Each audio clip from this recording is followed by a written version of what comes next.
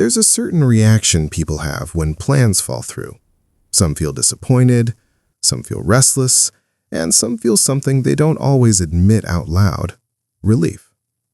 If you're someone who genuinely looks forward to a quiet evening at home more than a packed schedule, this isn't about being boring or antisocial.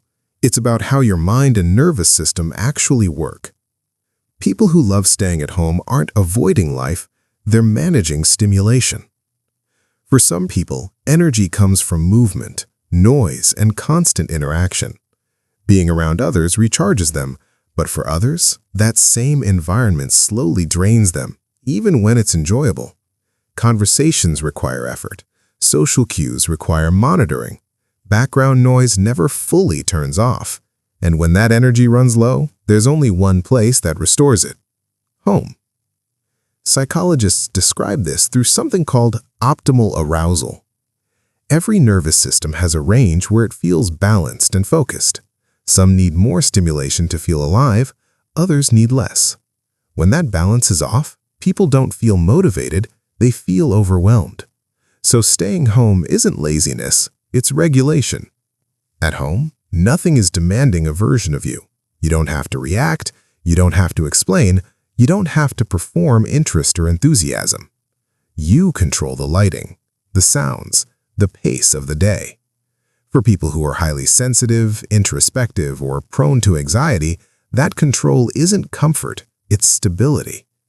The outside world is unpredictable. Plans change, conversations drift, social energy spikes without warning. At home, the nervous system finally gets a signal it understands. And that's where something interesting happens. Studies consistently show that people who enjoy solitude tend to be more reflective, more creative, and more capable of deep thinking. Not because they're doing nothing, but because their mind finally has space to finish thoughts. The best ideas don't always show up in crowds. Sometimes they arrive in silence, late at night, in familiar rooms, when no one is watching. But culture rarely celebrates this. It romanticizes being busy, being seen, being everywhere. So people who love staying at home start wondering if they're falling behind, if they're missing out, if they should want something else.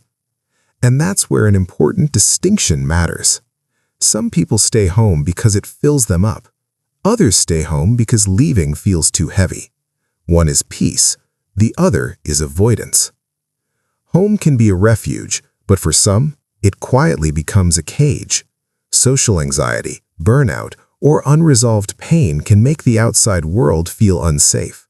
And if that's the case, the goal isn't forcing yourself out, it's understanding what your nervous system is protecting you from. If this kind of psychological insight resonates with you, consider subscribing. This channel breaks down the parts of human behavior most people never explain out loud. For those who truly love staying home, they're not disconnected from life. They're deeply connected to small, repeatable rituals most people overlook. Morning coffee prepared the same way, a familiar seat on the couch, the way the light changes in the room at sunset. They don't need constant novelty to feel fulfilled. Their inner world is already active. Psychologists often describe this as a low stimulation preference. These people don't rely on the world to entertain them. They process life internally, deeply, slowly, meaningfully. So if you're someone who turns down invitations without guilt, who feels content on a quiet weekend, who would rather revisit a familiar story than chase new experiences just to feel included, you're not broken. You're wired for depth over noise, for peace over performance. Tell me in the comments, does staying home feel like freedom to you, or does it sometimes feel like hiding? And if you want to understand the psychology behind behaviors you've never been able to explain about yourself, the next video will connect even more dots.